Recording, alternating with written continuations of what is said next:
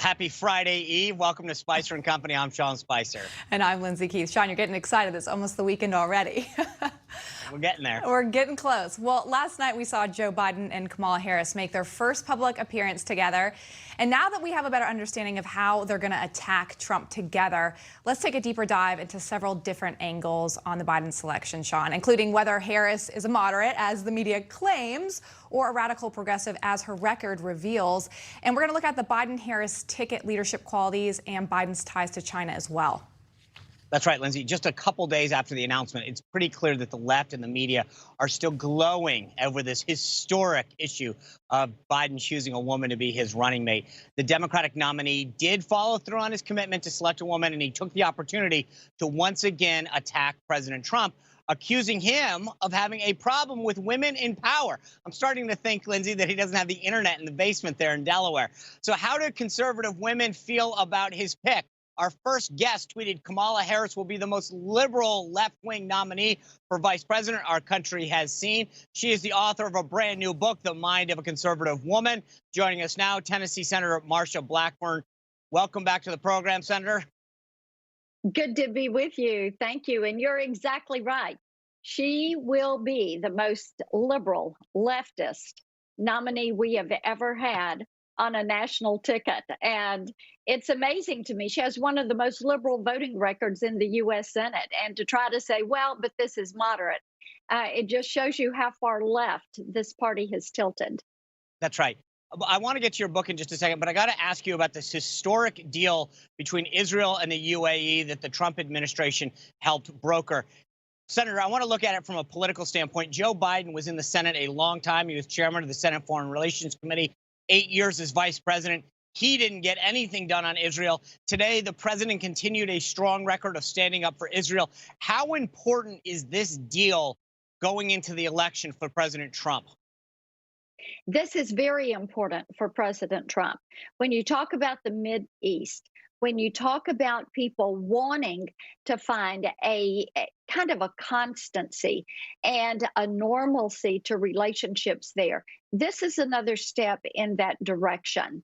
And I know that this is something that the president and his team has put a lot of energy into. Secretary Pompeo has put a lot of time and energy into this. And the president is going to receive praise for this from members of the Jewish community and members of the Muslim community. Now, here's the thing, Sean. Joe Biden, like you said, he liked to say he was a master legislator when it comes to foreign affairs. But what we have seen from him is he got China wrong. He got just about everything else wrong. He got the Mideast wrong. And when you look at all of his years of experience, my dad would have looked at him and would have said, well, you know, I think Joe has 1 year's worth of experience 50 different times. And the reason for that is because he did not deliver on the big issues. And then when there was something monumental that took place, what did he do? He took credit for the hard work that others had done. That's right. Senator, I want to ask you this. Kamala Harris was chosen by Joe Biden's own admission because she was a woman, and mostly because she was a woman of color. Your book is about the mind of a conservative woman. So in the mind of a conservative woman, what do you think of someone getting chosen, not necessarily because she was the most qualified, but because she was a woman? One of the things that conservative women do is say, give me a level playing field. And if you're going to make a decision that involves me or my family or my children, make it fair. And what women want to know is who you are and what you believe, and that you're going to stand firm on those principles. And I just got off the phone talking with a woman who is very accomplished, and she was saying, you know, I don't get how this is. There seem to be inconsistencies. And she had a very good term for it. She said, you know, I look at Senator Harris, and to me, it appears that she is opportunistic, that whatever the moment requires, then that is going to be her opinion. And so she is kind of a chameleon in that respect, because she's not firm on principles. Her voting record is very leftist. The Democrat Party has moved very left. Kamala Harris is somebody who is for a Green New Deal.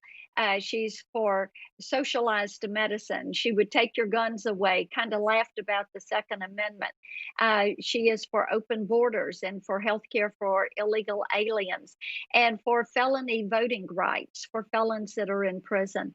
So that is outside the mainstream. But women, conservative women, want to see fairness. They want to see equality for everybody. They want hope and opportunity for themselves and their kids. Senator, the president got some flack from both the Washington Post and the New York Times for referring to Senator Harris as being nasty. This is a term that he has used a lot towards a lot of people, his own rivals, Ted Cruz, other male reporters, Peter Alexander. Is this a mistake for the president to call her nasty? Are they baiting him by making an issue? What would you advise the Trump campaign when it comes to this? Well, the president is going to run his own campaign and he is going to be reelected president. I actually prefer to focus on her record because she is just so far out of the mainstream and she is so far separated from what conservative women and independent women, and you know, Sean, more women say that they are independent and nonpartisan than have any relationship to either party. So focusing on her lack of accomplishment, focusing on the fact that she is one of the most liberal senators in the U.S. Senate, I think that's a better plan of attack, political attack for me, and I think for a lot of other folks. You know, we congratulate her for making history. She will be the first minority woman to be on a national ticket. We congratulate her for that. When it comes to the issues, she is wrong on the issues and she won't have my vote. I'm going to be out there working on behalf of the Trump campaign. Senator, Joe Biden says, I'm not going to, I'll let you listen. Here's what I want. Here's what Joe Biden said about President Trump being able to work with women. Take a listen, please. Is anyone surprised Donald Trump has a problem with a strong woman or strong women across the board? Senator, I don't have a lot of time left in this block, but let me just think for a second. Melania Trump, Ivanka Trump, Sarah Sanders, Kayleigh McEnany, Katrina Pearson, Hope Hicks, Stephanie Grisham, Nikki Haley, Amy Swanger, Kellyanne Conway. Those are the people in his immediate circle. Those are all strong women. It doesn't sound to me like he has a problem with strong women, does it? He does not have a problem with strong women. As a matter of fact, he appreciates getting advice from strong women. There are many times he will call and say, tell me what you're hearing. Tell me what people are saying. And he listens. He listens. He gets a lot of input. So I don't know who's talking to Joe in the basement there.